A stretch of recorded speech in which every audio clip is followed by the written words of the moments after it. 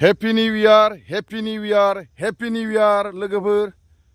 दिनै 2024 मायथाइनि 1 जानुवारि बोसोर गोदानखौ आङो गोसो गोरबोजों बरायनानै लाग्रोबाय। बेजों लोगोसे आंनि टाइम पास आइटुब चेनेलखौ जाय बिथांमोनहा साबस्क्राइब खालामनानै गोजौआव दावखोहोबाय बिथांमोनखौ आं सिबिनाय हरदों आरो आंनि टाइम पास आइटुब चेनेलाव बोसोर गोदाननि मुङाव बरायनानै लाग्रोबाय।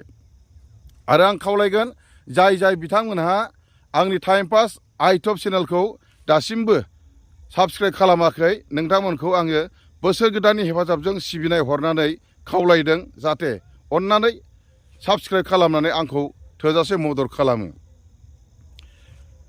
हेपि निउ इयाराव आङो गोसो खुसियै दिनै बे भिडिअखौ फुंबिलि समाव खालामदों। दिनै फुंबिलियाव जोंनि चिराङाव एसे खुवा खुदों। गुबुन गुबुन जिल्लायाव खुदोंना खुवाखै आं मिथिया। जोंनि चिराङाव दिनैसो खुवा खुजेनदों। एसे गुसु जादों, बांद्राय गुसु जायाखै। बोसोर गोदाननि मुङाव जोङो पिकनिक जागोन, बयबो पिकनिक जागोन, आंबो जागोन।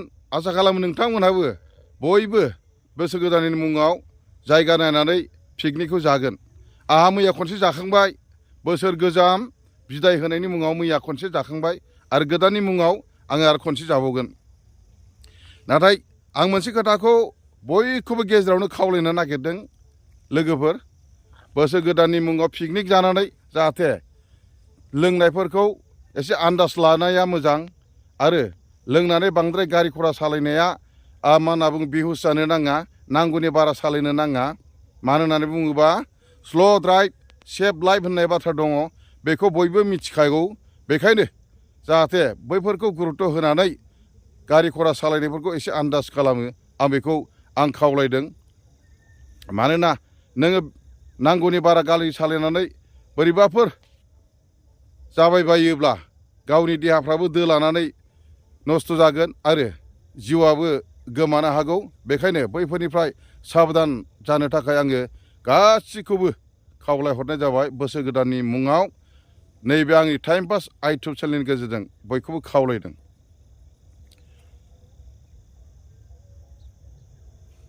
बयबो मोजाङै दं आं आसा खालामदों आंनि लोगोफोरखौ। बोसोर गोदानाव आरो बोसोर गोदाना दानसे थायो, जानुवारि दानसे बोसोर गोदान जायो। आं खावलायबावगोन बोसोर गोदानाव रावजोंबो नांलाय खमलाय जानो नाङा, गाज्रि मोनलायनाय जानो नाङा, रागा जोंलायनाय जानो नाङा। रंजा खुसि बयजोंबो मिलायनानै न'खरावबो मिलायनानै दानसे जानुवारि मास मोनसेखौ बयबो थानो आं खावलायबाय। मानोना बुङोबा बोसोर गोदाना दानसे थायो, जानुवारि दानसे, मास मोनसेयानो बोसोर गोदान जायो। बेखिनिखौ बयखौबो आं खावलायदों जाहाथे रावजोंबो नांलाय खमलाय जाया, बुलाय सोलाय जाया। जोबनायाव आरो आङो खनसेबाव आंनि टाइम पास आइटुब चेनेलखौ जाय बिथांमोनहा साबस्क्राइब खालामनानै गोबां गोजौ दावखोहोबाय बिथांमोननिसिम आं सिबिनाय हरबावबाय।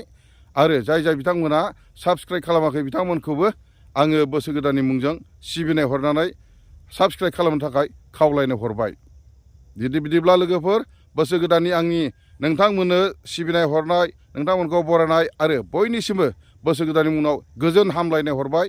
आरो गोजोन हामलायनाय हरनायखौ नोंथांमोना आजावनानै लागोन होननानै आं आसा खालामदों। आरो दिनैनि भिडिअखौ आं बे समावनो नोंथांमोननो बयनिसिमबो गोजोन हामलायनाय आरो खनसे हरबावनानै फोजोबनाय जाबाय। गोजोन्थों। Happy new year, happy new year, happy new year लोगोफोर।